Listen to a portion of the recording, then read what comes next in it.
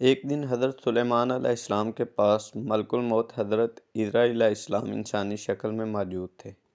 اس وقت حضرت سلیمان علیہ السلام کا ایک وزیر بھی ان کے پاس بیٹھا ہوا تھا۔ ملک الموت نے اس وزیر کو بار بار گور گور کے دیکھنا شروع کر دیا۔ جب ملک الموت رخصت ہو گئے تو وزیر نے حضرت سلیمان علیہ السلام سے پوچھا، حضور یہ صاحب کون تھے؟ حضرت سلیمان علیہ السلام نے فرمایا، یہ ملک الموت تھے۔ وزیر نے عرض کیا، وہ بار بار مجھے غور سے دیکھ رہے تھے۔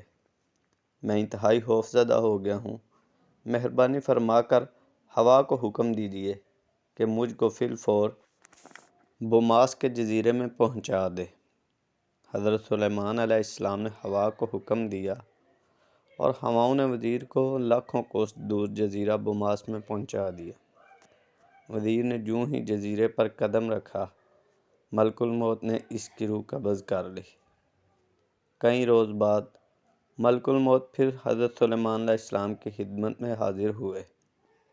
حضرت سلیمان علیہ السلام نے اپنے وزیر کا قصہ بیان کیا تو ملک الموت نے کہا، اس روز جو میں اس شخص کی طرف بار بار دیکھ رہا تھا، اس کی یہی وجہ تھی کہ میں حیران تھا کہ اس شخص کی مدت حیات تو مکمل ہو چکی اور وہ چند گھڑیوں بعد مجھے جزیرہ بوماس میں اس کی روح قبض کرنے کا حکم دیا ہے، لیکن یہ تو یہاں بیٹھا ہے۔